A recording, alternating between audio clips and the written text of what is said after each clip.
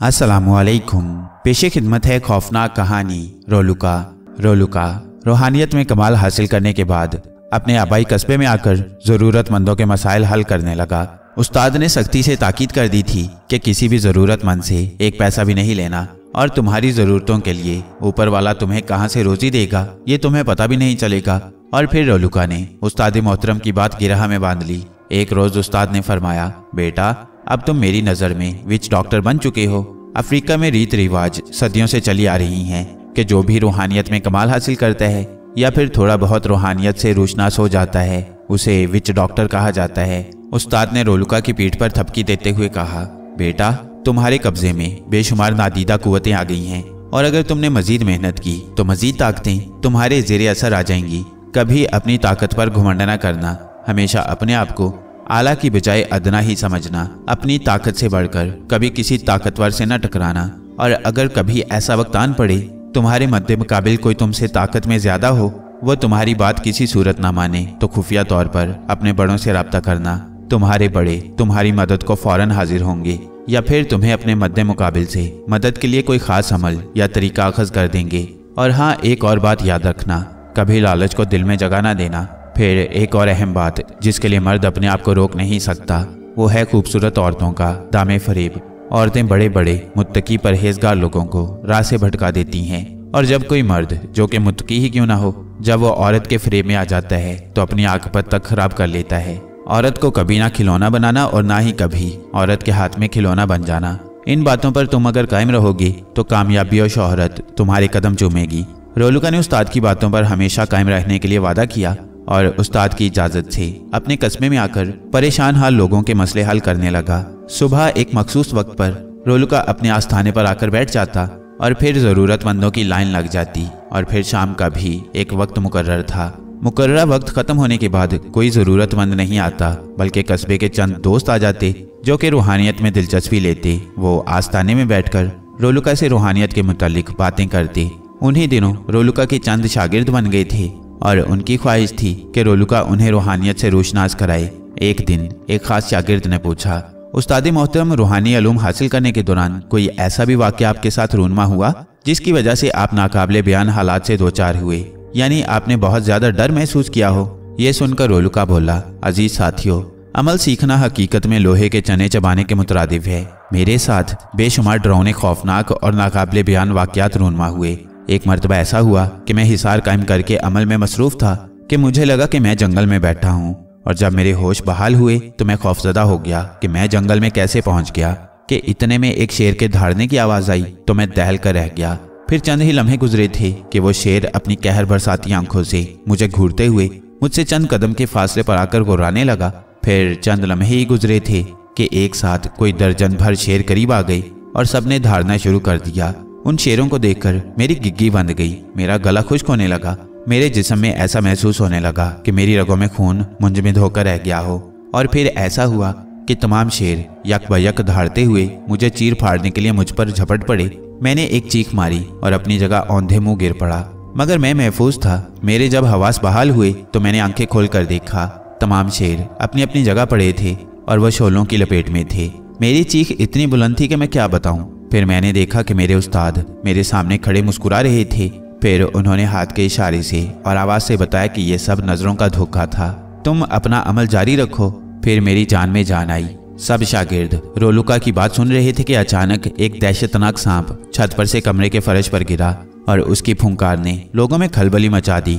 लोग बदहवास हो गए और एक दूसरे पर गिरते पड़ते बाहर की जानिब भाग गए, लेकिन रोलुका ने अपनी दोनों आंखें उस सांप पर मरकूज कर दी। रोलुका और सांप एक दूसरे पर अपनी नजरें मरकूज किए, एक दूसरे को कहर आलूद नजरों से घूरे जा रहे थे। सांप की हालत से अंदाजा हो रहा था कि उसमें हिलने जुलने की सक्कत बाकी नहीं थी। उसका तमाम धड़ हकीकत में जैसे मुंजमद होकर रह गया था। उसकी सिर्फ आंखें हरकत कर रही थीं और फिर चंद लम्हे बाद उसकी दोनों आंखें भी साकित हो गईं। सांप की हालत देखकर रोलुका के होंठों पर बड़ी मायनेखेज मुस्कुराहट नमूदार हुई। फिर रोलुका ने उस सांप को अपने हाथ में उठाया और उसे बगौर देखते हुए अपने पीछे कोने में रख दिया। अब वो सांप जैसे ठोस पत्थर का बनकर रह गया था। रोलुका के आस्थाने पर सांप के फर्श पर गिरने से पहले जो लोग मौजूद थे वो लोग अभी तक बदहवासी के आलम में आस्थाने के बाहर मौजूद थे और अंदर की हालत जानने के लिए बेचैन थे। और ये भी उनके जहन में था कि रोलुका खैर खैरियत से है कि नहीं।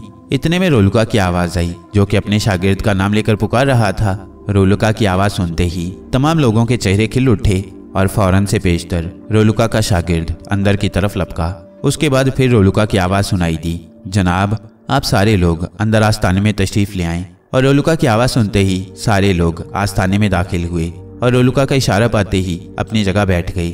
उसके बाद रोलुका ने लोगों को उस सांप के मुतालिक बताया और दिखाया, जो कि अब पत्थर का बन चुका था। एक शख्स बोला, रोलुका साहेब, ऊपर वाला मालिक आप पर अपना फजलो करम रखे, अब हम लोग चलते हैं। फिर सारे लोग आस्थाने से निकलते चले गए। जब सारे लोग चले गए तो रोलुका ने आस्थाने का दरवाजा बंद किया और कोने में पड़े हुए ठोस सांप को उठाया और अपने सामने थोड़े फासले पर रख दिया। इसके बाद रोलुका मुंह ही मुंह में कुछ पढ़ने लगा और अपने सीधे हाथ की उंगली का रुख सांप की तरफ कर दिया। चंद लम्हे ही गुजरे थे कि सांप अपनी असली हालत में आ गया और अपने सर को हरकत देने लगा। रोलुका की उंगली बदस्तूर सांप की तरफ ही थी कि अचानक एक दिल दहलाता मंजर रूनमा हुआ। सांप का हुजम बढ़ने लगा और उसका हुजम बढ़ते बढ़ते कोई 4 फुट ऊंचा हो गया। सांप इस कदर खौफनाक और दहशतनाक था कि अगर कोई आम आदमी देख लेता तो मारे खौफ के उस पर कपकपी तारी हो जाती और हो सकता था कि उसके दिल की धड़कन बंद हो जाती। जब वो सांप रोलुका के आस्थाने में आया था तो वो एक आम सा सांप था, मगर उस वक्त भी वो काफी दहशतनाक ही था। रंग उसका काला भुजंग और अंगारे से मुशाबियत आंखें थीं और उसकी फुंकार ऐसी थी कि आस्थाने में मौजूद लोग बदहवासी के आलम में सर पर पांव रखकर भाग खड़े हुए थे। अब उस सांप का हुजम काफी बढ़ चुका था। अब एक की बजाय उसके 3 मुंह थे और अब वो पहले से काफी वहशतनाक बन चुका था। वो अपना फन उठाए कोई 4 फुट के करीब ऊंचा और 2 फुट चौड़ाई में था। वो अपनी जगह साकित था, मगर उसकी अंगारा बरसाती आंखें रोलुका पर मरकूज थीं। अगर उसका बस चलता तो रोलुका को एक सांस में अपने पेट में उतार चुका होता, मगर सद अफसोस कि वो रोलुका के सामने बेबस होकर रह गया था। रोलुका के मुंह से आवाज निकली, कालिया बोल तेरे साथ क्या सलूक किया जाए। मगर वो सांप अपनी जगह साकित ही रहा। वो हिलने जुलने से कासिर था, क्योंकि रोलुका के सहर ने उसे अपने शिकंजे में जकड़ लिया था। रोलुका फिर बोला, कालिया बोल तेरे साथ क्या सलूक किया जाए। लेकिन वो सांप अब भी खामोश रहा। ये देखकर रोलुका ने अपने सीधे हाथ की सीधी उंगली से उसकी तरफ इशारा किया तो वो सांप अचानक चौंका और उसमें हरकत पैदा हुई। तो रोलुका फिर बोला, कालिया बोल तेरे साथ क्या सलूक किया जाए। रोलुका की आवाज सुनकर उसके सर में जुम्बिश हुई, वो झूमने लगा। फिर उसके मुंह से इंसानी आवाज खारिज हुई, मोहतरम विच डॉक्टर, मैं आपके रहमो करम पर हूँ। मैं किसी सूरत आपका मुकाबला नहीं कर सकता। मेरे विच डॉक्टर यानी आका ने आपके मुतालिक गलत राय कायम की थी। दरअसल उसे आपकी शक्ति का अंदाजा नहीं था और अपनी कमजोर शक्ति के बलबूते पर उसने मुझे भेजा था कि मैं आपको नीस्तो नाबूद कर दूं। मेरा वजूद तो वाकई एक हकीकी सांप का ही है और बरसा बरस से मेरे अंदर जहर काफी मिकदार में है। अगर मेरा जहर किसी इंसान में कतरा भी चला जाए तो वो इंसान पानी मांगे बगैर सफाई हस्ती से मिट जाएगा। और फिर विच डॉक्टर ने मेरे शरीर में अपने जंतर मंतर और जादू के जोर पर मजीद शक्ति भर दी है, जिसका आपको बखूबी इल्म है। मैं आपके रहमो करम पर हूँ। आप जैसा मेरे साथ सलूक करना चाहें कर सकती हैं। ये सुनकर रोलुका बोला, दरअसल तेरा विच डॉक्टर लामूता बहुत घमंडी है और वो अपने आप को कुछ ज्यादा ही ताकतवर तस्वुर कर बैठा है, मगर उसे मालूम नहीं कि शेर पर सवा शेर भी होता है। वो मेरी बढ़ती हुई जानकारी और शोहरत से खाइफ है। उसके दिल में ये बात बैठ गई है कि मेरी शोहरत में इजाफा ना हो जाए और लोगों का ध्यान उसकी तरफ से हटना शुरू हो जाएगा। वो लोगों से भारी रकम वसूल करता है, जबकि मैं बगैर किसी लालच के लोगों की खिदमत करता हूँ, किसी से 1 टका भी वसूल नहीं करता। और इसी वजह से लोग मेरे पास आते हैं और खुश होकर जाते हैं। कालिया मैं चाहूँ तो तुझे भस्म कर दूं, मगर मैं ऐसा नहीं करना चाहता। दरअसल रोलुका उस सांप को कालिया के नाम से इसलिए मुखातिब करता था कि उसका रंग काला भजंग था।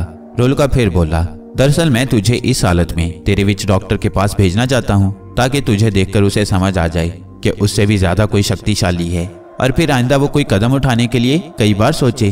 खैर ये बात तो हकीकत है कि इसमें तेरा कोई कसूर नहीं। तू हुक्म का गुलाम है, तू जादू के जोर पर हरकत करता है, तू किसी सूरत भी अपनी मनमानी नहीं कर सकता और अगर तेरा बस चलता तो तू उसके ज़ेरे असर नहीं रहता, मगर तू मजबूर है। तेरे मुतालिक मुझे ये भी इल्म है कि बहुत जल्द तेरी उम्र 100 साल होने वाली है और जब कोई सांप आम नहीं यानी कोई नाग जब 100 साल का हो जाता है तो उसके अंदर जबरदस्त शक्ति आ जाती है और फिर वह जिस रूप में चाहे आ सकता है। मुझे तुझ पर तरस आ रहा है और मैं नहीं चाहता कि तेरी उम्र 100 साल हो जाने से पहले ही तेरा खात्मा हो जाए। मैं तेरे साथ ये रियायत करता हूँ कि तेरी जान बख्शी करके तुझे उस विच डॉक्टर के पास भेज देता हूँ और जब तू उसके पास पहुंचकर सारी रुदात सुना डालेगा तो चशम जदन में तेरा वजूद उसके सामने से गायब होकर काफी दूर चला जाएगा तू इतनी दूर पहुंच जाएगा कि तुझ तक उसकी पहुंच नामुमकिन होगी और इस तरह तेरी जान उससे छूट जाएगी और फिर बहुत जल्द तू अपनी उम्र पूरी करके 100 साल का हो जाएगा और फिर तू भी बहुत शक्तिशाली होगा। फिर तुझे कोई ना कोई तेरे जोड़े की नागिन मिल जाएगी और तेरी जिंदगी में खुशियां होंगी और तू ऐश करेगा। तेरा भी एक परिवार होगा। क्यों, ठीक है ना? ये सुनकर सांप अपनी जगह झूमने लगा और फिर उसके मुंह से आवाज निकली, मोहतरम विच डॉक्टर, आप शक्तिशाली होने के बावजूद बहुत रहमदिल और दिल में नरम गोशा रखते हैं। आप इंसान दोस्त नहीं बल्कि आपके दिल में जानवरों के लिए भी हमदर्दी है। अगर मैंने 100 साल पूरे कर लिए और मुझ में रूप बदल शक्ति आ जाएगी तो मैं और मेरा परिवार आपके लिए ईश्वर और नाग देवता के आगे प्रार्थना किया करेगा और वक्त मिला और आपका पता चलेगा तो मैं आपके हुजूर आपको सजदा करने जरूर आऊंगा। खैर ये तो तुझ पर मुनहसिर है, आने वाली बातों पर ध्यान देना कबल अज वक्त होगा। और मैं तुझे बता देता हूँ कि जब तू अपने विच डॉक्टर के सामने से गायब होगा, मेरी ताकत के बलबूते पर तुझे मेरे कारिंदे यहाँ से काफी दूर जंगल में पहुंचा देंगे। वो जंगल बहुत बड़ा और घना है, इतना घना है कि कुछ जगहों पर दिन में भी रात का समा रहता है। और तुझे मैं ये भी बता दूं कि जहाँ तुझे छोड़ा जाएगा उसके कुर्बो जवार में एक नागिन भी रहती है जो कि बहुत दुखी है। उसके साथ बहुत बड़ा हादसा पेश आया था। वो और उसका जोड़ा एक दिन जंगल के उस हिस्से में आ गए जहाँ के जंगल ज्यादा घना नहीं था। दोनों नाग नागिन जो कि अपनी उम्र 100 साल पूरी कर चुके थे और उनमें रूप बदलने की शक्ति आ गई थी, वो दोनों अपनी मनमस्ती में थे और अटखेलियां कर रहे थे कि एक नौजवान ठाकुर राजेंद्र सिंह अपने चंद मुलाजमों और दोस्तों के साथ शिकार करने आया था। दोनों नाग नागिन उस वक्त सांप के रूप में थे और मस्ती करते करते जंगल के किनारे सड़क पर आ गए। दोनों फन काड़े झूम रहे थे कि राजेंद्र की नजर उन पर पड़ गई। बस फिर क्या था, उस कमबख्त ने अपनी बंदूक का निशाना लिया और गोली चला दी। गोली सनसनाती हुई नाग के परखच्चे उड़ा गई और बाधावासी के आलम में नागिन घनी झाड़ियों में रिंग गई। उसके बाद राजेंद्र अपने साथियों समेत शिकार के लिए आगे बढ़ गया। इतनी देर में नागिन ने सबकी शक्लें अपनी आंखों में मुंजमद कर ली थीं। नागिन झाड़ियों में दुबकी रही और जब उसे इत्मीनान हो गया कि सारे हथियारे जा चुके हैं तो वो इंसानी रूप बदलकर झाड़ियों से निकली और उस जगह पहुंची जहां उसका नाग बेहिस्सो हरकत मुर्दा पड़ा था। उस नागिन की चीखें निकल गईं, उसे चक्कर आने लगे और वो गश खाकर गिरने वाली थी कि उसने फट से अपने नाग के मुर्दा वजूद को अपने हाथों में उठाया और घने जंगल में चली गई। वो इस कदर निढाल हो चुकी थी कि उसके आगे को बढ़ते कदम रुके वो लड़खड़ाई और गश खाकर जमीन पर ढह गई। वो काफी देर तक बेहोश रही। फिर कहीं जाकर उसे होश आया तो उसने देखा कि उसका नाग मुर्दा हालत में उसके करीब ही पड़ा था और उस पर बहुत कीड़े मकोड़े और चूंटियां मौजूद थीं। ये देखकर उसका कलेजा मुंह को आने लगा। उसकी आह पूरे जंगल को दहलाने लगी। उसकी आवाज में इतना दर्द था कि नागों के देवता उसके पास आ गए और उसके सर पर हाथ रख दिया, शफकत का हाथ। नाग देवता को देखकर उसका अंग अंग गम और यास में डूब गया और उसकी आंखें सावन भादों का नक्शा पेश करने लगी। उसका दर्द नाग देवता से देखा न गया तो नाग देवता ने कहा, नागिन तू घबरा नहीं, मैं तुझे आशीर्वाद देता हूँ कि अपने नाग का इंतकाम उन हथियारों से जरूर लेना। तुझमें बेपनाह शक्ति आ जाएगी, कोई तेरा बाल भी बाका नहीं कर पाएगा, मगर तुझे अक्ल से काम लेना पड़ेगा। उन हथियारों को चुन चुन कर मार देना जो कि शिकार के लिए जंगल में आए थे और तेरे जीवन साथी को जिंदगी से दूर कर दिया। और जब सारे हथियारे एक एक करके खत्म हो जाएंगे तो फिर से तेरे जीवन में बहार आएगी। इसी जंगल में तेरे पास तेरा एक जीवन साथी तुझे मिलेगा और फिर तू हंसी खुशी उसे अपना जीवन साथी बना लेना और फिर तुम दोनों हंसी खुशी अपनी नई जिंदगी का आगाज करना। नाग देवता ने फिर कहा, मैं तेरा नाम रूपा रख रहा हूँ। तू अपने जीवन साथी के मुर्दा वजूद को इसी जगह मिट्टी खोदकर मिट्टी में गाड़ दे। थोड़े दिनों बाद इसी जगह एक पौधा निकलेगा और फिर आहिस्ता आहिस्ता वो पौधा बड़ा होना शुरू होगा और फिर एक वक्त आएगा कि उस पौधे पर फूल लगेगा। उस फूल का रंग बहुत ही खूबसूरत होगा और फूल में इतनी खुशबू होगी कि उसकी खुशबू से तू मस्त रहेगी। वह पौधा सदाबहार होगा, उस पर बराबर फूल निकलते रहेंगे और फिर जब तेरा नया जीवन साथी मिल जाएगा तो उस पौधे पर फूल निकलना बंद हो जाएंगे। लेकिन तुझे अपने हथियारों से बदला लेना है। उन हथियारों तक पहुंचने का तुझे मौका मिलता रहेगा। फिर तुझे अपनी अकल इस्तेमाल करनी है कि तू हथियारों को किस तरह लुभाती है और अपना मकसद हासिल करती है। अब तू रोना धोना बंद कर दे और इस जगह मिट्टी खोद कर इस मुर्दा वजूद को मिट्टी तले दबा दे। और हाँ, बिला मकसद इंसानी रूप मत धारना वरना नुकसान उठाएगी। सिर्फ और सिर्फ वक्त जरूरत इंसानी रूप धारना। रूपा, अब मैं चलता हूँ, मगर तू फिक्र न करना, मैं अपने तई तेरे हालात से बाखबर रहूंगा। अच्छा, अपना ख्याल रखना। वैसे मेरा आशीर्वाद हर समय तेरे साथ है। और ये बोलकर नाग देवता आंखों से ओझल हो गए। नाग देवता के जाने के बाद नागिन, जिसका नाम देवता ने रूपा रख दिया था, उसने अपनी आंखों से बहते आंसू पहुंचे और एक नए अज़्म के साथ उठी। फिर उसने एक बहुत लंबा सांस खींचा और अपनी नजरें इधर उधर दौड़ाने लगी तो उसे चंद गज के फासले पर एक नोकीली लकड़ी मिली उस लकड़ी से थोड़ी मेहनत के बाद वो एक छोटा गड्ढा खोदने में कामयाब हो गई। जब गड्ढा खोद लिया तो उसने लड़खड़ाते कदमों से अपने नाक के मुर्दा वजूद को उठाया और गड्ढे में डालकर ऊपर से मिट्टी डाल दी और फिर उसके जब्त का बंद टूट गया और वो ज़ारों की तार रोने लगी, रोती रही। फिर उसे नाग देवता की बातें याद आईं तो उसने खुद पर काबू पाया और अपनी तमाम तर हिम्मत को यकजा किया। फिर उसने जमीन पर बैठे बैठे नागिन का रूप ढाल लिया और रेंगते हुए झाड़ियों में गायब हो गई। वो कुर्बो जवार में घूमती रही और फिर वापस आकर उन झाड़ियों में दुबक कर बैठ जाती जहां उसने अपने साथी को दफन किया था। चंद दिन ही गुजरे थे कि उसी जगह जहां के अपने साथी को दफन किया था एक पौधा सर उभारता नजर आया, जिसे देखकर वो खुशियों से निहाल हो गई। और फिर एक वक्त आया कि उस पौधे पर बेशुमार कलियां नजर आने लगी। फिर कलियों ने फूल का रूप धार लिया। उन फूलों में हकीकत में इतनी मस्त कर देने वाली खुशबू थी कि उस खुशबू से रूपा मस्त हो जाया करती थी और इस हालत में आते दिनों का इंतजार करने लगती।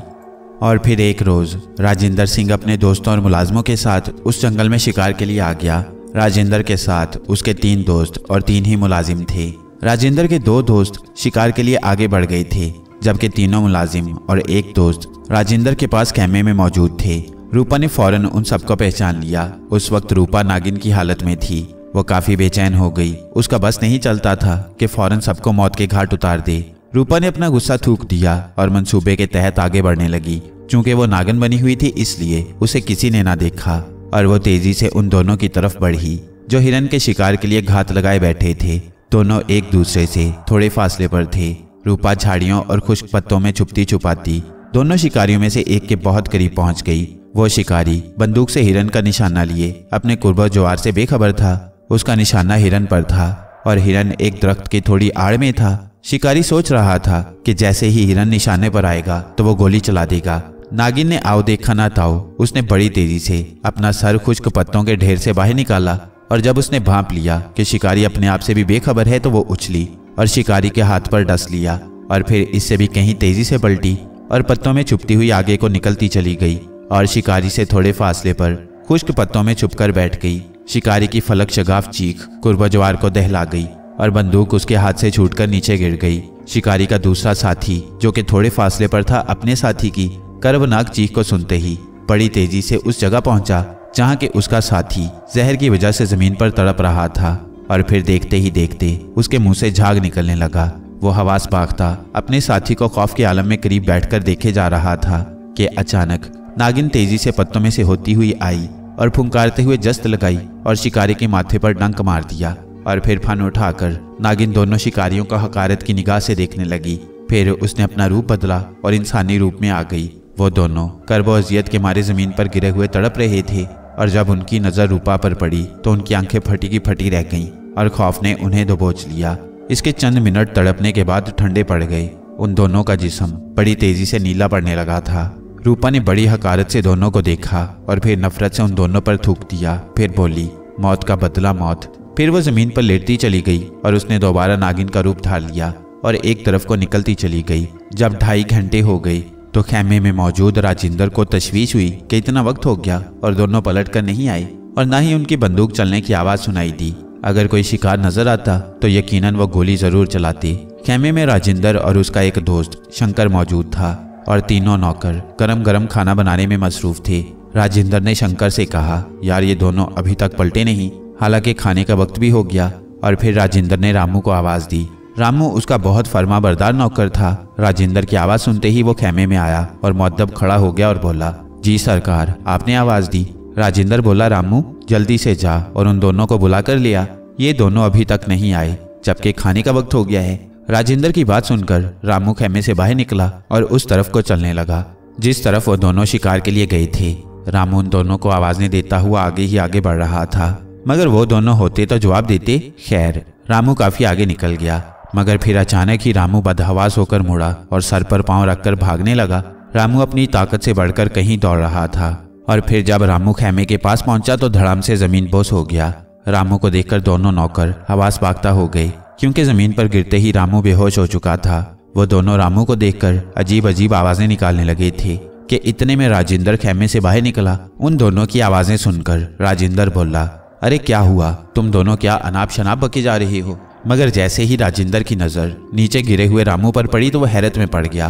बड़ी मुश्किल से रामू को होश में लाया गया और उसे पानी पिलाया गया। मगर उस पर अब भी बदहवासी तारी थी। उसे बोला भी नहीं जा रहा था। रामू के मुंह से अटक अटक कर आवाज निकली, राजेंद्र बाबू, वो दोनों वहां मुर्दा पड़े हैं। ये सुनना था कि एक अजीब तरह की खलबली मच गई। सब एक दूसरे की शक्लें देखने लगे। किसी के मुंह से भी कोई आवाज नहीं निकल रही थी। फिर राजेंद्र बोला, अरे रामू, तू क्या बक रहा है? ये कैसे हो सकता है? कहीं तेरा दिमाग तो नहीं चल गया? रामू के मुंह से कोई आवाज ना निकली। बस उसने सिर्फ अपनी उंगली से उस तरफ चलने का इशारा किया। चल मेरे साथ, मैं चलता हूँ, राजेंद्र बोला और रामू का हाथ पकड़कर सब उस तरफ चलते गए जिस तरफ रामू इशारा कर रहा था। राजेंद्र के साथ उसका दोस्त और एक नौकर भी साथ हो लिया। थोड़ी देर में वो सब उस जगह पहुंच गए और सबकी आंखें फटी की फटी रह गई, क्योंकि वो मंजर था ही इतना भयानक। दोनों की लाशें जमीन पर पड़ी थीं। दोनों के चेहरे बहुत ज्यादा स्याह पड़ चुके थे, और यही नहीं बल्कि उनके चेहरे जगह जगह से फटना शुरू हो गए थे। राजेंद्र को अपनी आंखों पर यकीन नहीं आ रहा था और खौफ था कि उन सबको अपने शिकंजे में जकड़ चुका था। सब अपनी अपनी जगह जैसे कठपुतली बन गए थे। राजेंद्र जमीन पर बैठ गया और फटी फटी आंखों से दोनों को बगौर देखने लगा। राजेंद्र बाबू, लगता है इन दोनों को किसी सांप ने डस लिया है। वो देखें, माथे पर 2 निशान नजर आ रही हैं और इस तरह निशान सांप का ही होता है।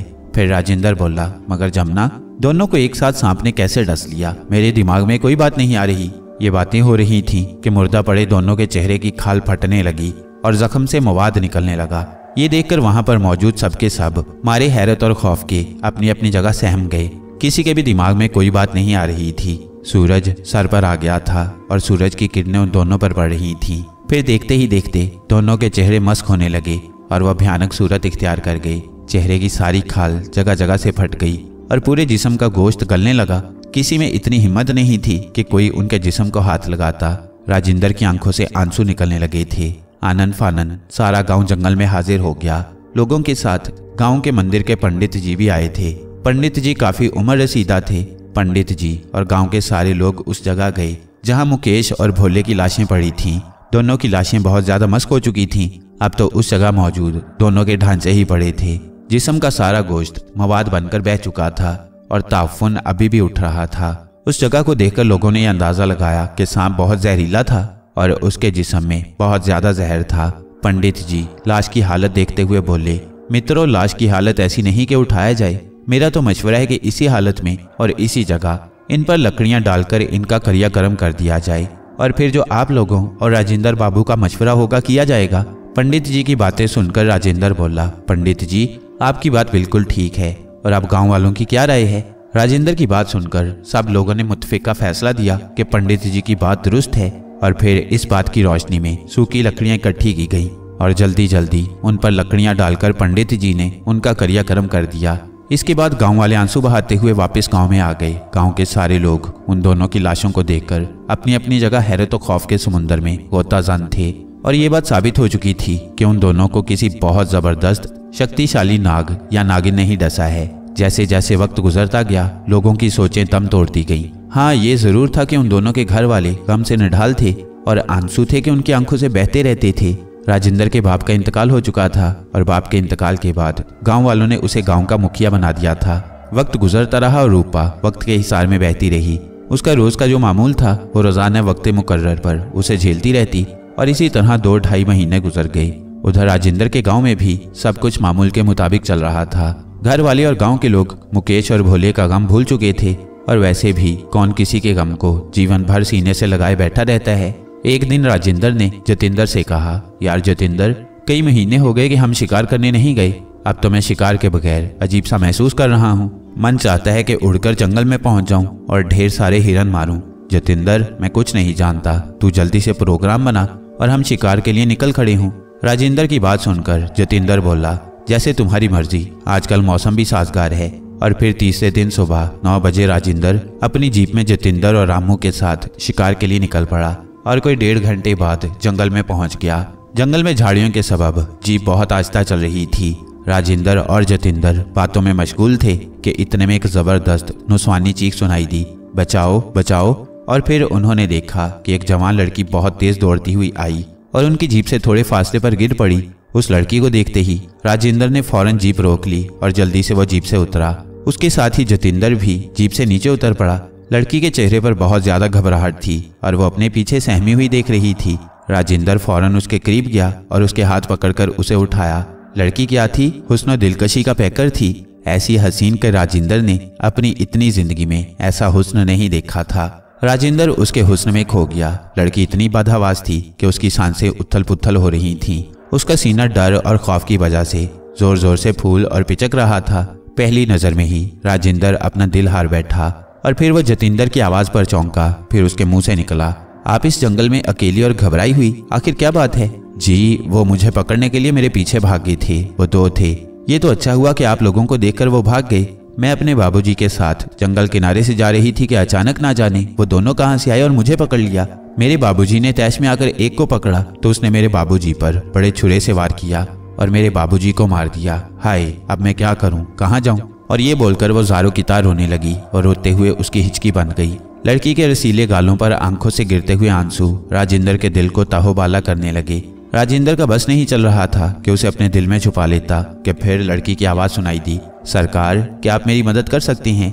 अगर आप मुझे मेरे गांव छोड़ दें। ये सुनकर राजिंदर बोला, हाँ क्यों नहीं, और तुम्हारे पिताजी का क्या होगा? वो किधर हैं? चलो चलकर देखते हैं।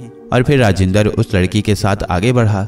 लड़की उन दोनों को यहाँ लेकर पहुंची जहाँ पर बहुत गहरी खाई थी और खाई में इतनी झाड़ियां और दरख्त थे कि जमीन 1 इंच भी नजर नहीं आ रही थी। राजिंदर बोला, तुम्हारे पिताजी? तो झट लड़की बोली, जगह तो यही है जी, लगता है जालिमों ने पिताजी को मारकर इस खाई में फेंक दिया है। पिताजी तो नजर भी नहीं आ रहे। और फिर वो ज़ारो की तार रोने लगी। ये देखकर राजिंदर ने लड़की के कंधे पर हाथ रखा और बोला, आप रोए नहीं, सब्र करें, हम कोशिश करेंगे कि आपको आपके घर तक पहुंचा दें, आप हमारे साथ चलें। और उस लड़की को लेकर राजिंदर, साथ में जतिंदर भी था, मगर अभी तक जतिंदर खामोश था। दोनों लड़की के साथ अपनी जीप के पास आई तो देखा कि इतनी देर में रामू ने खैमा लगा दिया था। खैमा देखकर लड़की बोली, ये खैमा? राजिंदर बोला, दरअसल हम लोग शिकार की नियत से आए थे कि इतने में आप पर नजर पड़ी। खैर आप घबराई नहीं, हम खैमा उखाड़ लेते हैं और आपके साथ चलते हैं। ये सुनकर लड़की बोली, ठीक है जी, जैसे आपकी मर्जी। लड़की राजिंदर के बहुत करीब होकर बैठ गई तो उसके जिस्म से भीनी भीनी उठती खुशबू राजिंदर को मबहूत करने लगी और इस तरह राजिंदर के दिल में बहुत अजीब, अनोखा और अनहोने एहसास ने सर उभारा। राजिंदर ने पूछा, क्या मैं आपका नाम पूछ सकता हूँ? जी, मेरा नाम रागनी है। रागनी बहुत खूबसूरत नाम है। आपका नाम सुनते ही मेरे दिल में एक ऐसे राग का तस्वुर आने लगा है जो कि मुझे मदहोश कर रहा है। ये सुनकर लड़की मुस्कुराई और कातिल निगाहें राजिंदर पर मरकूज कर दी। फिर राजिंदर ने उसके दोनों हाथ अपने हाथों में थाम लिए। लड़की के हाथों को थामते ही राजिंदर के दिल में जैसी गुदगुदी सी होने लगी। लड़की बोली, और आपने तो अपना नाम बताया नहीं। ये सुनकर राजिंदर बोला, अरे हाँ, बस मुझे याद ना रहा, मेरा नाम राजिंदर है। बहुत खूबसूरत नाम है, दिल में उतरने वाला। रागनी बोली, आप बहुत अच्छे हैं राजिंदर जी। लड़की बोली और साथ ही अपना नर्म नाजुक हाथ राजिंदर की आंखों पर रख दिया तो राजिंदर को अपनी आंखों में ठंडक का एहसास हुआ और फिर वो ऐसा महसूस करने लगा कि जैसे उस पर गनूदगी तारी हो रही हो। उसको एक अजीब सा नशा अपनी लपेट में लेने लगा। उसकी आंखें बंद होने लगी, उसके पपोटे बोझल हो गए और इतने वजनी हो गए कि आंखें खोलना उसके लिए दोभर होने लगा कि इतने में एक जबरदस्त फुंकार सुनाई दी, जैसे किसी सांप की फुंकार हो। राजिंदर ने अपनी आंखें खोल दी लेकिन बहुत देर हो चुकी थी। उसके सामने एक खौफनाक नागिन फन उठाई खड़ी थी और चशम जदन में उस नागिन ने झट राजिंदर के पांव पर अपना मुंह मारा और डस लिया। राजिंदर की फलक शगाफ चीख कुर्बजवार को दहला गई।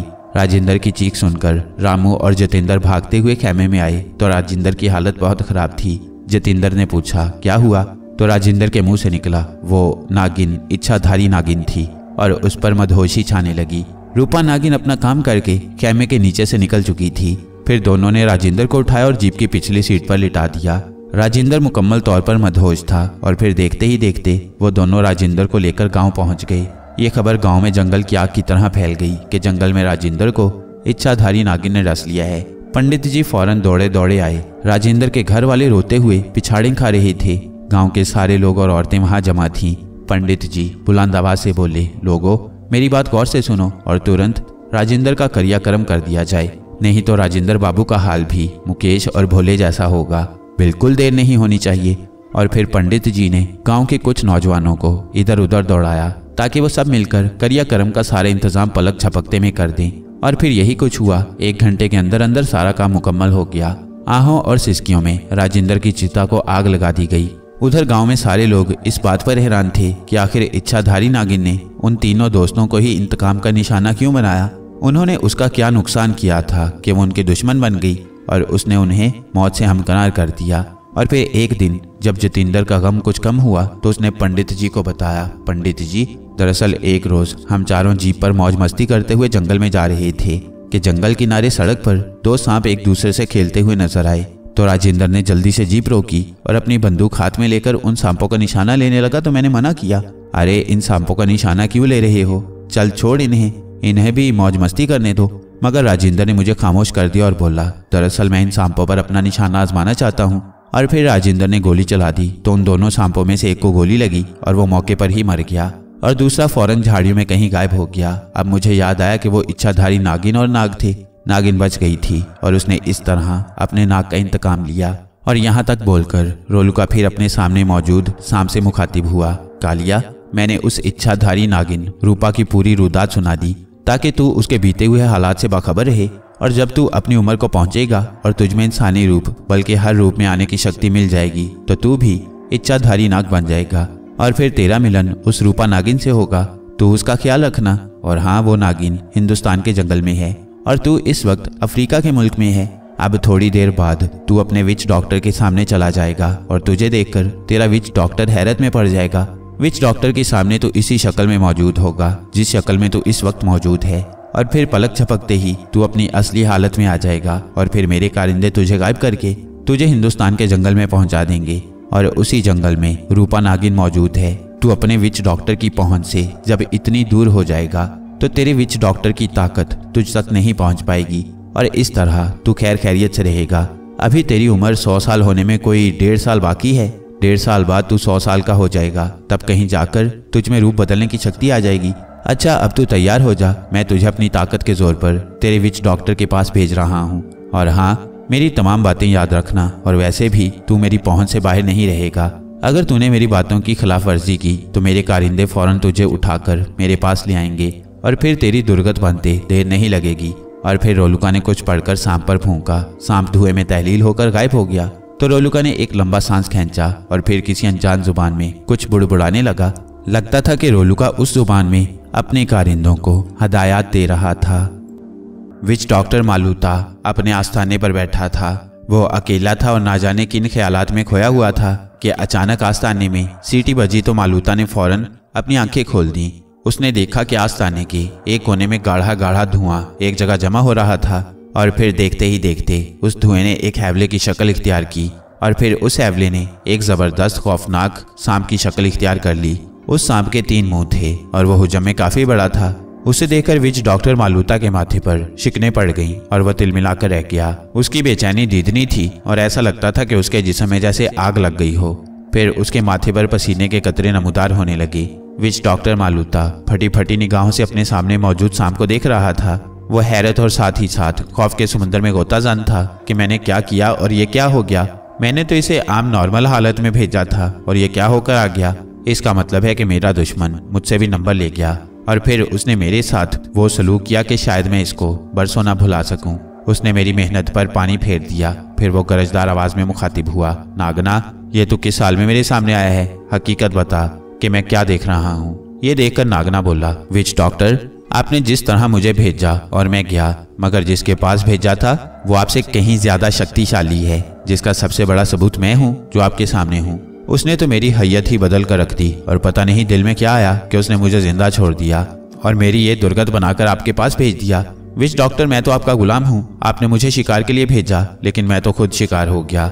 मुझ में जितनी शक्ति थी वो सब आपकी शक्ति थी। आपने मुझ में चाबी भरी, मैं वहां तक पहुंचा और फिर उसने जो करना था वो करने के बाद वापसी की चाबी भरी और मैं आप तक आ गया। विच डॉक्टर अब आप मुझे असली हालत में ले आएं ताकि मैं आपकी गुलामी में रहूं और फिर कहीं ऐसा ना हो कि वो मुझे वापस अपने पास बुला ले अपनी शक्ति के जोर पर और मैं मजबूरन उसकी तरफ खींचता चला जाऊं। आप जल्दी करें। और ये सुनना था कि मालूता मुंह ही मुंह में कुछ पढ़ने लगा और जल्दी से उस सांप की तरफ फूंक मार दी, मगर उस सांप की हालत में कोई फर्क न आया। ये देखकर वो गरजा, मेरा दुश्मन रोलुका, मैं तेरा जीना दोभर कर दूंगा। मैं तेरा चैलेंज कबूल करता हूँ। अब अगर तुझ में ताकत है तो मुझसे बचकर दिखा। मैं अफ्रीका का चप्पा चप्पा तुझ पर हराम कर दूंगा। तू मुझसे अपनी जिंदगी की भीख मांगेगा। मैं तेरे साथ वो कुछ करूंगा कि आज तक जंतर मंतर और जादुई तारीख में कभी ऐसा ना हुआ होगा। तूने कभी मालूता को देखा नहीं। तू मेरी ताकत और हकीकत को दूसरों से मालूम कर ले। इतने में उसके सामने जो सांप नागना था वो बोल पड़ा, विच डॉक्टर, आप उसके साथ जो करना वो तो करना, ये बात की बात है। फिलहाल तो मेरे साथ कुछ ऐसा करें कि मैं अपनी असली हालत में आ जाऊं और फिर आपके लिए कोई उपाय सोचूं। अच्छा, मैं तेरे लिए कोई बड़ा अमल करता हूं। और ये बोलकर उसने अपने करीब पड़ी हुई अलमारी में से एक इंसानी हाथ की हड्डी निकाली और फिर कुछ पढ़कर उस पर फूंक मारी और हड्डी का रुख सांप की तरफ कर दिया। हड्डी का रुख सांप की तरफ होना था कि हड्डी से चिंगारियां निकलकर बड़ी तेजी से सांप की तरफ बढ़ने लगी और जब वो चिंगारियां सांप से टकराईं तो सांप के मुंह से फलक शगाफ चीख निकली, विच डॉक्टर, इसका रुख दूसरी तरफ कर दें, मेरी जान कहीं निकल ना जाए, जल्दी करें। और ये सुनते ही मालूता ने फौरन हड्डी का रुख दूसरी तरफ कर दिया तो हड्डी से निकलती हुई चिंगारियां खत्म हो गईं। फिर उसने फौरन उस हड्डी को नीचे रख दिया और बोला, नागना तू घबराना नहीं, मैं कोई और उपाय करता हूँ। और फिर अपने करीब पड़ा हुआ एक छोटा बॉक्स उठाया और उस बॉक्स में से एक पुतला निकाला। वो पुतला कपड़े का बना हुआ था। पुतले को अपने हाथों में लेकर गौर से देखता रहा। फिर उसके होंठों पर मुस्कुराहट नमूदार हुई और फिर सामने पड़ी हुई तकारी में जिसमें कोयले की आग थी, उस आग में सफेद और काले रंग का एक सफूफ डाला तो आग में से गाढ़ा गाढ़ा धुआं निकलने लगा। तो उस धुएं के सामने पुतले को कर दिया और फिर देखते ही देखते पुतले की आंखें रोशन हो गईं। तो उसने पुतले को एक तरफ रख दिया। फिर पुतले में से आवाज निकली, आका, आपका गुलाम हाजिर है, हुक्म करें। इस आवाज को सुनते ही मालूता बोला, शामता, तू ये बता कि मेरा दुश्मन रोलुका इस वक्त कहाँ है, क्या कर रहा है, और ये भी बता कि मेरे मुकाबले में उसकी शक्ति कितनी है। और देख, ये जो सामने नागना मौजूद है उसने इसके नॉर्मल वजूद को नाकाबिले शनाख्त बना दिया है। शामता, जल्दी से बता, वरना तुझे आज ही भस्म करके रख दूंगा। आज तेरा बड़ा इम्तिहान है, अगर तू इसमें कामयाब हो गया तो। मालूता की बात सुनते ही पुतला गोल गोल बड़ी तेजी से चकराने लगा और कोई 1 मिनट तक चकराने के बाद साकित हुआ। फिर उसके मुंह से गरजदार इंसानी आवाज खारिज हुई, आका मालूता, आपका दुश्मन रोलुका इस वक्त अपने आस्ताने में बैठा है और लोगों से बातें कर रहा है। नागना की हालत उस वक्त ठीक हो सकती है जब आप अपने खून वाला अमल करेंगे, वरना इसके अलावा आपका कोई भी अमल उस पर कारगर ना होगा और आपका दुश्मन आपकी हर शक्ति का तोड़ रखता है। अच्छा, अब मैं चलता हूँ। और ये बोलकर पुतले में से आवाज आनी बंद हो गई। मालूता ने गुस्से से अपना हाथ फर्श पर मारकर लंबा सांस खींचा। उसने अपनी नजरें सामने मौजूद नागना सांप पर मरकूज कर दी और बोला, नागना, मैं तुझे ठीक कर देता हूँ और दुश्मन का अमल बेकार करता हूँ। अगर मैंने तुझे ठीक ना किया तो मेरा दुश्मन समझेगा कि मैं उससे हार गया, और ये बात ना होती तो मैं अपना खूनी अमल तुझ पर कभी ना करता। और फिर उसने अपने करीब पड़े हुए एक बड़े बॉक्स को खोला और उसमें कुछ तलाश करने लगा। फिर कुछ देर बाद बॉक्स में उसकी मतलूबा चीज मिल गई। उसने अपना हाथ जब बाहर निकाला तो उसके हाथ में एक दरमियाने साइज का छुरा था। उसने छुरे को बगौर देखा, फिर उस छुरे को अपने माथे पर लगाया और इसके बाद मुंह ही मुंह में ना जाने क्या कुछ पढ़कर उस छुरे पर फूंका। फिर अपने उल्टे हाथ की छोटी उंगली को छुरे के करीब किया और देखते ही देखते छुरे से उंगली पर हल्का कट लगा दिया। उंगली से खून के चंद कतरे सामने तगारी में रोशन आग में गिर गए। खून का आग में गिरना था कि सुर्ख रंग का गाढ़ा गाढ़ा धुआं निकलने लगा। तो छुरे का रुख उसने नागना की तरफ कर दिया तो धुएं का रुख भी नागना की तरफ हो गया और नागना का सारा वजूद उस धुएं में ढक गया। फिर चंद सेकंड बाद धुआं छटा तो नागना अपनी असली हालत में मौजूद था। और फिर नागना के मुंह से आवाज निकली, आका, आपका बहुत बहुत शुक्रिया।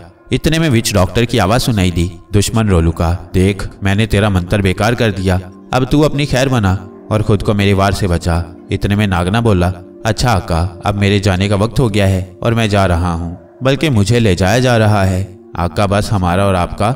और नागना धुएं में तहलील होकर विच डॉक्टर की नजरों के सामने से गायब हो गया। यानी नागना को रोलुका के कारिंदे रोलुका के हुक्म पर ले उड़े थे। ये देखकर विच डॉक्टर मालूता के मुंह से चीख निकली, नागना, नागना, और फिर लंबे लंबे सांस लेने लगा। इसके बाद वो अपनी जगह से खड़ा हो गया। उसकी मुट्ठियां भिंच गईं और अपनी मुट्ठी को दूसरे हाथ पर मारने लगा। रोलुका, मैं तुझे तहस नहस करके रख दूंगा। तूने नागना को मुझसे दूर कर दिया। नागना को तो हर सूरत में ले आऊंगा, तू घबरा नहीं।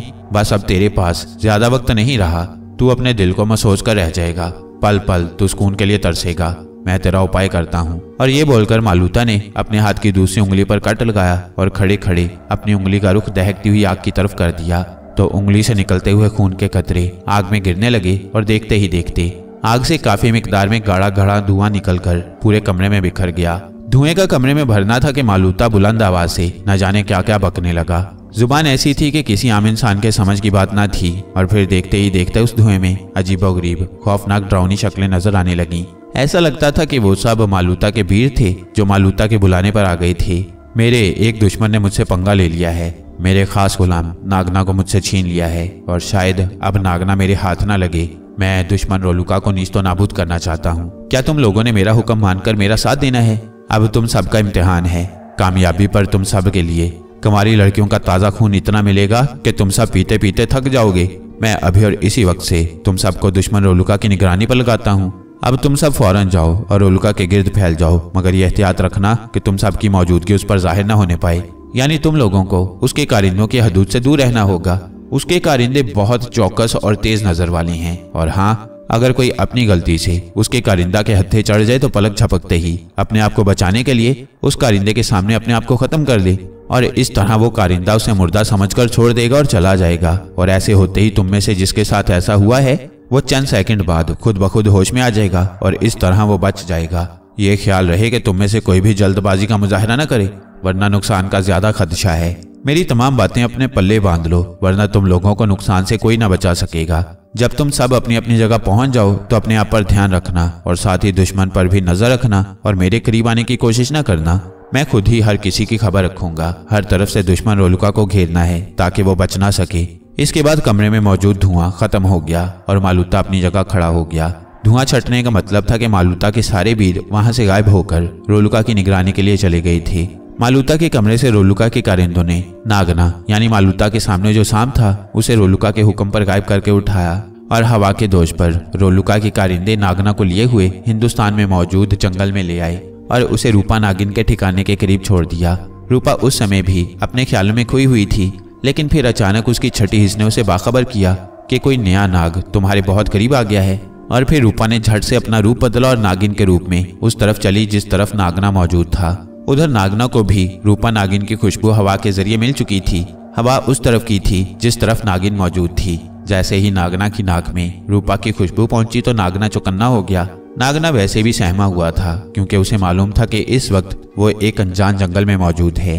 और वैसे भी ये हकीकत है कि जब कोई जानवर किसी और के इलाके में चाहे गलती या फिर मंसूबे के तहत पहुंचता है तो वो कुछ वक्त तक सहमा हुआ होता है और फिर एहतियात से आने वाले हालात का जायजा लेता है, यानी अपने मद्दे मुकाबिल की ताकत को जांचता है। अगर मद्दे मुकाबिल कमजोर होता है तो वो खुश होता है, और अगर मद्दे मुकाबिल उससे ज्यादा ताकतवर होता है तो वो अपने आप को कमजोर जानते हुए मुफाहमती रवैया इख्तियार करता है और अपनी गर्दन झुकाए हुए रहता है और इससे साबित करता है कि मैं तुम्हारे इलाके में बगैर तुम्हारी इजाजत लेकर आ गया हूँ पनाह के लिए, और मैं तुम्हारी ताकत का कायल हो गया हूँ, लिहाजा मेरे साथ नरमी बरती जाए। और फिर इसी सूरत में उसे इजाजत मिल जाती है कि वो उस जगह रह सकता है, हाकिम नहीं बल्कि महकूम बनकर। और यही हाल नागना का था। रूपा बहुत जल्द नागना के करीब पहुंची और उससे थोड़े फासले पर अपना फन उठाकर खड़ी हो गई। नागना ने भी अपना फन काढ़ा और जोर से फुंकारा। इसके जवाब में रूपा ने भी फुंकारा और दोनों एक दूसरे को देखने लगे और काफी देर तक एक दूसरे का जायजा लेते रहे। इसी दौरान नागना ने अपना फन समेटा और अपना सर नीचे जमीन पर रख दिया। इसका मतलब था कि ए इच्छाधारी नागिन, मैं तेरी हाकिमियत कबूल करता हूँ, और यही नहीं बल्कि मैं हमेशा तेरे ताबे रहूंगा और तुम्हारे सामने सर उठाने की भी जिसारत नहीं करूंगा। इतने में रूपा की जबरदस्त फुंकार सुनाई दी जिससे कुर्बो ज्वार की फिजा दहल गई। नागिन के जोर से फुंकारने का मतलब ये था कि मैंने तुम्हारी दरख्वास्त कबूल कर ली है और अब तुम आराम व सुकून से इस जंगल में रह सकती हो। फिर नागिन ने अपना फन जमीन पर रख दिया तो नागिन घूमी और रास्ते से एक तरफ को बढ़ी, मगर नागिन अपनी जगह पर साकित था। ये देखकर नागिन ने उसे अपने सर से एक तरफ इशारा किया और फिर नागिन आगे को बढ़ने लगी तो नागना भी उसके पीछे पीछे चलने लगा और फिर दोनों तेजी से आगे ही आगे बढ़ते रहे। थोड़ी देर के बाद नागिन उस जगह पहुंच गई जहाँ फूल वाला पौधा था। उस जगह पहुंचकर नागिन रुक गई और उससे 2 कदम पीछे नागना रुक चुका था।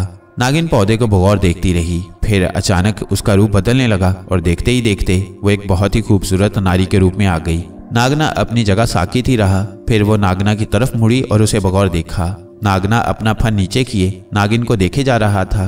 अब नागिन रूपा के रूप में थी। वो बोली, ये तो मुझे नहीं मालूम कि तुम कितनी मुसाफत तय करके यहाँ तक आए हो। बहरहाल जहाँ से भी आए हो अब तुम्हें यहाँ रहना है। तुम्हारे आने की पेशगोई तो देवता भोलेनाथ ने कर दी थी। खैर हम दोनों ने अब वक्त का इंतजार करना है जब तुम्हारी उम्र पूरी हो जाएगी और तुम्हें मजीद शक्ति आ जाएगी। अब मैंने तुम्हारी देखभाल भी करनी है। अरे हाँ, मैं तो भूल ही गई, तुम्हें थकन भी महसूस हो रही होगी और भूख भी यकीनन लगी होगी। तुम इस जगह रुको, मैं तुम्हारे लिए दूध लेकर आती हूँ। और ये बोलकर वो एक तरफ को चलने लगी, मगर नागना अपनी जगह साकित ही रहा। मगर उसकी आंखें हरकत में थीं। उसने रूपा को जाते हुए मुड़कर नहीं देखा और रूपा आंखों से ओझल हो गई। थोड़ी देर बाद रूपा वापस आई तो उसके हाथ में मिट्टी का एक प्याला था और उस प्याले में लबालब दूध भरा हुआ था। रूपा खरामा खरामा नागना के करीब आई और फिर वो प्याला नागना के आगे रख दिया और बोली, चलो जल्दी से दूध पी लो, हिरन का मजेदार दूध है। दूध पीने के बाद आराम भी करना है। और नागना पर नजरें मरकूज किए उसे बगौर देखने लगी। इसके बाद नागना ने अपना फन उठाया और रूपा को बगौर देखने लगा तो रूपा मुस्कुराते हुए बोली, पेट भरकर दूध पी लो, ये सारा दूध तुम्हारे लिए है, मैं दूध नहीं पीऊंगी, मेरा पेट भरा हुआ है, ये सिर्फ तुम्हारे लिए है। और ये सुनते ही नागना ने अपना मुंह दूध में डाल दिया और फिर देखते ही देखते सारा दूध पी गया। जब उसने दूध पी लिया तो रूपा बोली, तुम वाकई बहुत भूखे थे, चलो अच्छा हुआ कि तुम्हारा पेट भर गया, अब थोड़ी देर तुम सब्र करो, मैं जरा अपने अनदेखे जीवन साथी से कुछ बातें कर लूं। और फिर रूपा उस पौधे की तरफ मुड़ी, उस पर से एक फूल तोड़कर फूल को अपनी दोनों आंखों से लगाया, फिर उसे चूमा। इसके बाद फूल को हाथ में लेकर बैठ गई।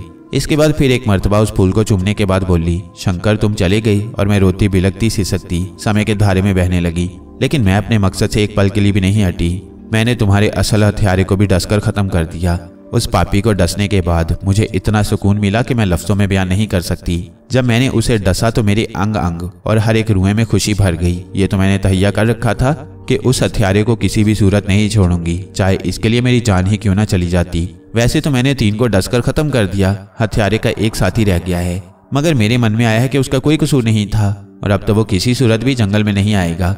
और जब असल हथियार खत्म हो गया है तो मेरे मन को शांति मिल गई है। आज ये नया मेहमान आया है और देवता भोलेनाथ के कहने के मुताबिक इसे साथ लेकर जीवन की गाड़ी खींचनी है। अपना समय पूरा करके ये भी शक्तिशाली बन जाएगा, इसमें रूप बदलने की शक्ति आ जाएगी और फिर इसके साथ जीवन बिताना है। मैं अपना समय तो इसके साथ रहकर काटूंगी, मगर मेरे मन में तुम्हारी सूरत और याद रहेगी। ये तो तुम्हारी ही यादों का करिश्मा है कि मैं अभी तक जिंदा हूँ, और अगर तुम्हारी यादें ना होती तो मैं कब की खत्म हो चुकी होती। और ये बोलकर वो नीचे को बैठती चली गई। उसने नागिन का रूप धारा, फिर नागना की तरफ मुड़ी और उसको एक अजीब इशारा किया। इसके बाद वो आगे को बढ़ने लगी। उसकी देखा देखी नागना भी उसके पीछे पीछे चलने लगा और थोड़ी देर बाद वो एक छोटे से गार के पास पहुंच गई। फिर उसने पीछे मुड़कर नागना को देखा और उसको इशारा करते ही गार में आगे ही आगे बढ़ती चली गई। नागना उसके पीछे चलता रहा। फिर गार में एक जगह रुक गई। गार अच्छा खासा कुशादा था। फिर दोनों ने अपनी अपनी जगह पड़कर आंखें मूंद ली। गार पथरीली पहाड़ी में नहीं था, बल्कि मिट्टी की पहाड़ी में बना हुआ था। वो बहुत ही घने जंगल में था। जगह ऐसी थी कि वहां तक किसी का पहुंचना आसान नहीं बल्कि नामुमकिन था। रात बीत गई और फिर सुबह का सूरज तुलू हुआ। रूपा और नागना अपनी जगह जाग गए थे। आज नागना का इस जंगल में पहला दिन था। नागना अपने अंदर बहुत ज्यादा फरहत महसूस कर रहा था, क्योंकि आज एक बहुत तवील अरसे के बाद उसे आज़ादी मिली थी, उसे अपने विच डॉक्टर मालूता से। इतने अरसे में नागना तो भूल ही गया था कि जंगल होता कैसा है और जंगल की पुरसुकून ताज़ा हवाएं कैसी होती हैं। खैर, आज वो बहुत ज़्यादा खुश था। रूपा अभी भी नागिन के रूप में थी। वो गार से बाहर निकलने लगी तो नागना भी उसके पीछे चल पड़ा और फिर वो उस जगह से थोड़ी दूर घने जंगल में पहुंच गई और एक अजीब तरह का सर से इशारा किया और फुंकारी। इसका मतलब था, क्या मेहमान, अब तुम अपने मन के मुताबिक अपना शिकार करो और अपना पेट भर लो। फिर इसके बाद नागना फुर्ती से अपने लिए शिकार ढूंढने लगा। रूपा भी अपने आप में मगन मसरूफ थी। दोपहर के बाद रूपा उसे साथ लिए नागिन के रूप में ही थी। थोड़ी सी दूर एक गार में पहुंची जहां बेशुमार सांप मौजूद थे। उसे देखकर सारे सांपों ने अपना फन समेटा और जमीन पर अपना सर रखा। इसके बाद रूपा ने नए मेहमान का तमाम सांपों से तारुफ करवाने के बाद बोली, दोस्तों, अब ये भी हम में ही रहेगा। जिस तरह हम एक दूसरे के साथ घुल मिल कर रहते हैं, इसके साथ भी हम सबका अच्छा बर्ताव रहेगा। कोई इसके साथ छेड़छाड़ ना करे। तुम जान गए होगे कि ये किस कदर शक्तिशाली है और बहुत थोड़े समय के बाद इसमें कितनी शक्ति आ जाएगी। किसी की तरफ से मुझे शिकायत ना मिले, वरना उसके साथ अच्छा नहीं होगा। और फिर तमाम सांपों ने अपने ताउन का यकीन दिलाया और फिर इस तरह वक्त आगे बढ़ता रहा। उधर विच डॉक्टर मालूता ने अपने तमाम भीरों को रोलुका की निगरानी पर लगा दिया था और उन्हें खास हदायत कर दी थी कि बहुत होशियारी के साथ रोलुका की निगरानी करनी है। पल पल चौकस रहना है और ख़ास ख्याल रखना है कि रोलुका के किसी भीड़ या कारिंदे की उस पर नजर ना पड़े और मौका मिलते ही रोलुका को नीस्तो नाबूद कर देना है। और फिर एक दिन मालूता के भीरों ने रोलुका के एक कारिंदे को घेर लिया और चशम जदन में उसका सफाया कर दिया और ये खबर रोलुका पर बिजली बनकर गिरी। रोलुका का जहन चकरा कर रह गया। उसका दिमाग माउफ होकर रह गया। उसका दिमाग साएं साएं करने लगा, क्योंकि जिस कारिंदे को मारा गया था वो रोलुका का खास कारिंदा था। रोलुका अचंभे में पड़ गया कि ये हुआ तो कैसे हुआ। उसके अपने कारिंदे चूक कैसे खा गई। रोलुका इस उधेड़बुन में था कि अचानक एक रात विच डॉक्टर मालूता के बीरों ने रोलुका को भी घेर कर अपने निर्गे में ले लिया और आनन फानन रोलुका को लेकर एक तरफ आंधी और तूफान की तरह बढ़ने लगी। और एक जगह वो पहुंच गई। वहां पर एक बहुत बड़ा आतिशफिशान था और फिर विच डॉक्टर मालूता के बीरों ने बेदस्तों पा करके रोलुका को आतिशफिशान के उबलते हुए और दहकते हुए लावे में फेंक दिया। वक्त आगे बढ़ता रहा और नागना के साथ रूपा रहती थी। वो ज्यादातर नागिन के ही रूप में रहती थी। इंसानी रूप उस वक्त धारती थी जब वो फूल के पौधे के पास आती और फिर घंटों इंसानी रूप में फूल के पौधे के पास वक्त बिताती थी। नागना भी उसके करीब ही मौजूद रहता था। हर रोज बिला नागा रूपा अपने हाथों में एक फूल लेकर अपने दिल की बातें करती थी। रूपा के दिल में उस वक्त ये बात होती थी कि शंकर मेरी सारी बातें सुन रहा है, और इसी वजह से रूपा अपने दिल की बातें करती थी। जब 1.5-2 घंटे बीत जाते तो वो फिर आने का वादा करके वहां से हटती और नागिन का रूप धारकर नागना के साथ किसी और तरफ निकल जाती। एक एक पल वो गिन गिन कर गुजारती थी और नाग देवता का कहा उसके दिमाग में गर्दिश करता रहता था। नाग देवता ने कहा था कि एक इच्छाधारी नाग तुम्हारी जिंदगी में आएगा, और नागना ही वो नाग था जिसको अपना वक्त पूरा करके शक्तिशाली बन जाना था और उसमें रूप बदलने की शक्ति आनी थी। लेकिन उस वक्त के पूरा होने में अभी कुछ वक्त बाकी था। वक्त बड़ी सुबह रफ्तारी से आगे बढ़ रहा था। जंगल में मौजूद सारे सांप एक मुकर्ररा वक्त पर रोजाना एक मखसूस जगह पर जमा होते और रूपा के आगे अपना सर झुकाते। इस तरह यह भी पता चलता रहता कि जंगल में जितने भी सांप हैं वो बखैर आफियत हैं, कोई गायब नहीं। और फिर ये बात भी थी कि हर एक की दिली कैफियत रूपा के सामने रहती थी। एक दिन की बात है, सुबह के कोई 10 बजे का वक्त था। सारे सांप रूपा और नागना समेत जो उनका एक खास गार था उसमें जमा थे और रूपा उन सबसे मुखातिब थी कि अचानक जंगल की फिजा में हलचल मच गई। सारे सांप चौंक पड़े। रूपा चूंकि नागिन के रूप में थी वो भी चौंक कर गार के खुले हिस्से की तरफ देखने लगी। वजह यह थी कि कोई बहुत ही सुरीली आवाज में बीन बजा रहा था। बीन की सुरीली आवाज में ये जादू होता है कि बीन की आवाज पर सांप मदहोश होने लगता है और अपनी सुध-बुध खो बैठता है और बीन बजाने वाले के सामने बेखुदी की हालत में लहराने लगता है। ऐसी हालत में बीन बजाने वाला उस सांप को पकड़कर पटारी में बंद कर लेता है। बीन की आवाज लम्हा ब लम्हा तेज से तेजतर होती जा रही थी और इसके साथ साथ सारे सांपों में बेचैनी भी बढ़ती जा रही थी। बीन की आवाज से लगता था कि बीन बजाने वाला बहुत ही करीब है। रूपा जहां मौजूद थी उसके करीब ही नागना भी मौजूद था और बीन की लय पर नागना पर कुछ ज्यादा ही असर हो रहा था और ऐसा होना रूपा के लिए अच्छा नहीं था। बीन बजाने वाला तवातर से बीन बजाए जा रहा था और जो वक्त आगे बढ़ रहा था उसके हिसाब से दीगर सांपों के अलावा नागना की अंदरूनी कैफियत बदलती जा रही थी। वो वक्त दूर नहीं था कि नागना अपने आप से बेखबर होकर बीन की आवाज पर उस सिमत दौड़ पड़ता। रूपा फौरन रूप बदलकर इंसानी रूप में आ गई। फिर उसकी आवाज गूंजी, साथियों ये वक्त हम सब के लिए बहुत कठिन है। हमारी अंदरूनी कैफियत बीन की आवाज पर बहुत गैर हो रही है और अगर बीन बजाने वाला तुरंत अपनी बीन बजाना नहीं रोक लेता तो हम सब उसके सामने जाकर बेबस हो जाएंगे। हम अभी तक अपनी अंदरूनी कैफियत पर काबू रखे हुए हैं, लेकिन हमारे ये नया साथी अपने आप पर ज्यादा देर तक काबू नहीं रख सकता और ये बहुत जल्द अपने आप से बेखबर होकर बीन बजाने वाले के सामने जाकर अपना होश खो बैठेगा। ये मेरे दिमाग में आया है कि अगर ऐसा हो जाता है तो हम सब इस पर काबू नहीं पा सकेंगे, मगर एक हल है और वो हल ये है कि हम सब इससे दूर रहकर छुपते छुपाते इसका पीछा करेंगे और ये जैसे भी बीन बजाने वाले के सामने जाएगा और अपना होश खो बैठेगा तो यकीनन बीन बजाने वाला कोई सपेरा ही होगा। तो वो सपेरा फौरन इसे काबू कर लेगा और अपनी पटारी में बंद करके इसे लेकर दौड़ पड़ेगा। तो ऐसी सूरत में हम उस सपेरे का पीछा करते हुए जब भी मौका मिले उस सपेरे को डस लें और फिर वो सपेरा अपनी जान गंवा बैठेगा तो हमारे ये साथी उसकी कैद से आजाद हो जाएगा। साथियों, क्या आप लोग मेरे इस मंसूबे के लिए तैयार हो? रूपा की बातें यहाँ तक पहुंची थी कि नागना अपनी सुध-बुध खो बैठा और बदहवासी की हालत में तेजी से गार के खुले हिस्से की तरफ बढ़ा और नागना पर नजर पड़ते ही रूपा ने अपना रूप बदला और फिर सबके सब सांप रूपा समेत नागना के पीछे लपके। नागना की चाल में बहुत तेजी आ गई थी और उसके पीछे जितने सांप थे अभी उनमें कुव्वते बर्दाश्त बाकी थी और बीन की आवाज पर वो अपना हवास नहीं खो बैठे थे। नागना गार के सामने के हिस्से में तेजी से आगे बढ़ रहा था। गार से थोड़ी दूरी पर एक खुला चौड़ा सा मैदान था। उस मैदान में एक दरख्त के नीचे एक उम्र सीधा सुपेरा बैठा था। बीन उसके मुंह से लगी थी और वह कुछ ज्यादा ही मस्त होकर बीन बजा रहा था। ऐसा लगता था कि उसे पता चल गया है कि कुर्बाज्वार में सांपों का बसेरा है। नागना का आगे बढ़ना और दीगर सांपों का छुपते छुपाते उसके पीछे पीछे आगे को बढ़ना जारी था और फिर बहुत कम वक्त में वो सपेरा नजर आ गया जो दरख्त के नीचे बैठा अपनी बीन की आवाज से पूरे जंगल पर जैसे सहरदारी कर रहा था। नागना बहुत ज्यादा बेसुध हो चुका था। नागना बहुत तेजी से उसके करीब पहुंच गया और बीन की आवाज पर लहराने लगा और फिर थोड़ी देर बाद उसने अपना फन समेटकर जमीन पर रख दिया। नागना को देखकर सपेरे की आंखों में चमक पैदा हो गई और वह फौरन नागना की अहमियत को भांप गया। वो सपेरा समझ गया कि उसके सामने बहुत ही नायाब सांप बेसुध पड़ा है। सपेरे ने जल्दी से नागना पर अपने एक हाथ की गिरफ्त मजबूत कर ली और फिर जल्दी से दूसरे हाथ से अपने पास मौजूद पटारी को खोलने लगा। बीन पहले ही जमीन पर रख चुका था और यही वो वक्त था बीन की आवाज बंद हो चुकी थी और सारे सांप अपने हवास पर काबू पा चुके थे। आनन फानन कई सांप जैसे उड़ते हुए सपेरे पर झपटे और सपेरे के पांव, हाथ, गर्दन और माथे पर अपना जहरीला डंक मारा। नागना अभी तक सपेरे के सीधे हाथ की गिरफ्त में था। सपेरा बदहवास हो गया और झट से उसने नागना को अपने हाथ की गिरफ्त से आजाद कर दिया।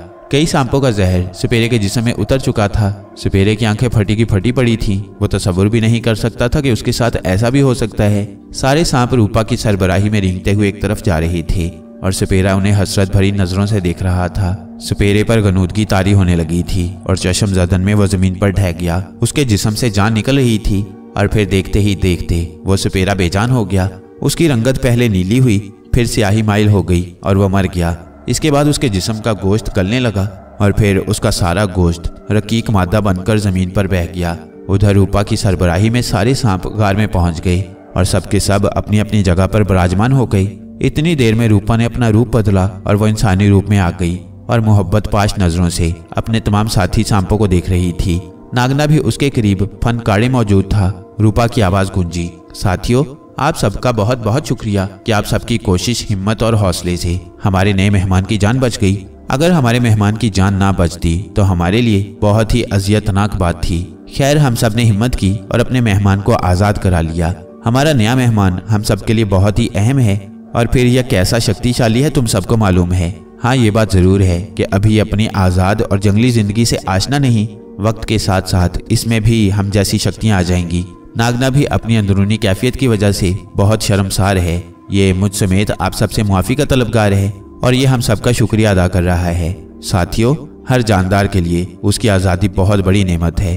अगर ये सपेरा अपने मकसद में कामयाब हो जाता तो नागना पर यह भी जुल्म के पहाड़ ज़रूर तोड़ता और ये तो बहुत अच्छा हुआ कि हम सबकी कोशिश से नागना को दोबारा आज़ादी नसीब हुई। अब नागना यहाँ आकर बहुत खुश है, जिसका अंदाज़ा हम सब ने लगाया है। मैं उसकी हर वक्त खबरगिरी करती रहती हूँ, इसलिए कि यह जंगल उसके लिए नया है। किसी रोज़ ये गलती से किसी और तरफ ना निकल जाए और फिर ये किसी इंसान की नज़र में आ जाए और वो इंसान इसे बेमौत मार दे, क्योंकि हमेशा यही होता है कि इंसान की नज़र सांप पर पड़ते ही सांप को मार देना इंसान का फितरी अमल है। अच्छा, अब तुम सब आराम करो या फिर अपने खाने पीने के लिए बंदोबस्त में लग जाओ। अब मैं भी नागना के साथ चलती हूँ। मैं एक बार फिर तुम सबका शुक्रिया अदा करती हूँ। और ये बोलकर रूपा जमीन पर बैठी और नागिन का रूप धार लिया। इसके बाद वो अपनी जगह से नीचे उतरी तो नागना भी उसके पीछे हो लिया और इस तरह दोनों गार से बाहर निकलकर एक तरफ को चलने लगे। रूपा जिस जगह रहती थी वो भी एक बहुत ही छोटा गार था। वहां पर रूपा ने अपने लिए चंद लिबास रखे थे। लिबास क्या थे? चंद चोली और लहंगे थे। जब वो इंसानी रूप में होती तो वो चोली और लहंगा पहने नजर आती और जब अपने साथियों के साथ होती और इंसानी रूप धार लेती तो लिबास यारी होती। अब उसका ये मामूल था कि जब वो इंसानी रूप में होती तो उसके इर्द गिर्द झाड़ियों में चंद बहुत ही जहरीले सांप जरूर होते थे ताकि वक्त बेवक्त उसकी मदद कर सकें। और जब वो अपने मखसूस गार में होती तो कोई भी सांप उसकी हिफाजत के लिए मौजूद ना होता। उस रोज रूपा एक खुली जगह पर एक दरख्त के तने के पास बैठी थी। अपनी आंखें बंद किए अपने ख्यालों में गुम थी और इस कदर ख्यालों की गहराई में थी कि उसे अपने इर्द गिर्द होने वाली आवाजें भी सुनाई नहीं दे रही थीं। लेकिन उसकी हिफाजत पर मामूर सांप उसके करीब झाड़ियों में थे। उस वक्त नागना भी दीगर साथियों के साथ झाड़ियों में मौजूद था। इतने में दो शिकारी जो कि शिकार की घर से जंगल में आए थे रूपा को देखकर ठिठक कर रुक गए और उसके हुस्न में खो गए। उधर रूपा अपने ख्यालों की गहराई में पहुंची हुई थी। शिकारियों के दिमाग में ये बात गर्दिश करने लगी कि इस घने जंगल में अकेली हुस्न की देवी क्या कर रही है, जबकि इसके इर्द गिर्द बल्कि दूर दूर तक इसका कोई साथी भी नहीं है। कहीं ऐसा तो नहीं कि रास्ता भटक कर अपनों से बिछड़ गई हो। दोनों शिकारियों में से एक आगे बढ़ा और उसने रूपा की कलाई पकड़ ली। रूपा ने अपनी कलाई पर किसी अजनबी की गिरफ्त महसूस करते ही झट अपनी आंखें खोल दी तो जैसे उसका सांस सीने में अटक गया। उसकी आंखें फटी की फटी रह गईं। उससे अपनी जगह से उठा भी ना गया, बल्कि उस पर तो उस वक्त सख्ता तारी हो चुका था। शिकारी के मुंह से निकला, भगवान ने वाकई तुम्हें फुर्सत में बनाया होगा।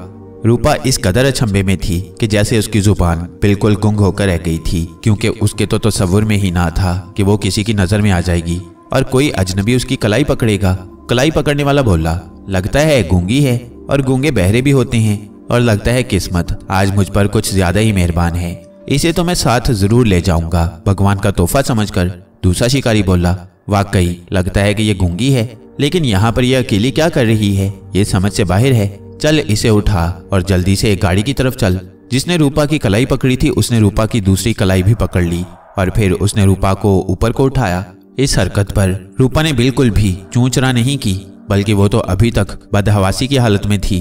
कलाई पकड़ने वाले ने रूपा को अपनी तरफ खींचा ताकि उसे अपने साथ ले जा सके, मगर रूपा अपनी जगह से टस से मस न हुई तो उसने अपना एक हाथ रूपा की कमर पर डाल दिया और फिर चाहा कि रूपा को अपनी गोद में उठा ले कि रूपा बिफरी हुई शेरनी की तरह बिफरते हुए अपने सीधे हाथ से उसकी गर्दन पकड़ ली। ये देखकर शिकारी अचंभे में पड़ गया और फिर उस पर इश्तियाल सवार हो गया। उसने झट से रूपा को अपनी बाहों में दबोच लिया। फिर उसकी आवाज सुनाई दी, जानेमन तुम तो इस जगह हो, तुम्हें कैसे छोड़ सकता हूँ। इसके बाद रूपा की गुर्राहट भरी आवाज सुनाई दी, अपनी खैर चाहता है तो मुझे छोड़ दे। रूपा की आवाज सुनकर शिकारी जैसे मबहूत होकर रह गया। अरे ये तो बोलती भी है, गूंगी तो नहीं। ओए बदजात मुझे छोड़ दे, नहीं तो तू अपने पाँव से चलकर जा भी नहीं सकता। अभी भी वक्त है और ये तेरे हक में अच्छा है, मुझे जाने दे, वरना जंगल में तुम्हारी लाश भी नहीं मिलेगी। अरे तेरी ऐसी की तैसी, तू भी क्या याद करेगी कि ठाकुर बलराम से पाला पड़ा था। फिर ये बोलकर उसने रूपा की दोनों कलाइयों पर अपनी गिरफ्त सख्त कर दी।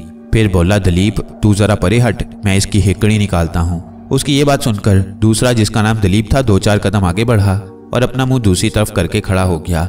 और दूसरा, जिसने अपना नाम बलराम बताया था, उसने रूपा को नीचे जमीन पर गिरा दिया और उस पर चढ़ना ही चाहता था कि एक जहरीला बिफरा हुआ सांप फौरन आगे बढ़ा और फिर उसकी फुंकार से बलराम दहल गया। मगर इसके बावजूद भी वो रूपा से दस्त दराजी करता रहा। बिफरा हुआ सांप जो कि नागना था, वो अपनी जगह से 1 फुट ऊपर का हुआ और गैजो गजब की हालत में बलराम के माथे पर अपना जहरीला डंक मारा और फिर उसकी फुंकार ने गुर्बजवार को हिलाकर रख दिया। इतनी देर में बलराम, जो कि रूपा से दस्त दराजी कर रहा था, वह रूपा के बराबर में जमीन पर गिरा मचल रहा था, क्योंकि उसके जिस्म में उतरा हुआ जहर अपना काम कर चुका था। चंद कदम के फासले पर दूसरा शिकारी, जिसका नाम दलीप था, उसे भी इर्द गिर्द मौजूद सांपों ने कचूमर बना डाला था। नागना का फुंकारते हुए बलराम को डसना और फिर फुंकार सुनकर दीगर सांप भी समझ गए थे कि दुश्मन को किसी भी सूरत छोड़ना नहीं। बलराम अपनी जगह मचलते हुए बेसुध हो चुका था, अब उसके जिस्म में जान बाकी नहीं थी और दूसरी तरफ दलीप भी जमीन पर तड़पते हुए खत्म हो चुका था। बलराम के जिस्म का गोश्त जगह जगह से गल रहा था और यही हाल दलीप का था। रूपा ने हकारत से बलराम के मस होते वजूद पर थूका और अपने साथी सांपों के साथ एक तरफ को बढ़ गई। थोड़ी दूर जाकर वो रुकी और उसने नागना के सर पर हाथ फेरा और बोली, नागना तुम्हारा बहुत बहुत शुक्रिया कि तुमने मेरी इज्जत बचाई इस जालिम से और तुमने उस जालिम का अंत कर दिया। मैं तुम्हारे हौसले और हिम्मत की दाद देती हूँ और बहुत जल्द तुम अपना असल मुकाम पालोगे। मेरे शंकर से तुम भी किसी तौर कम नहीं। काश के मेरे शंकर का अंत ना हुआ होता तो आज मेरा भी अपना परिवार होता।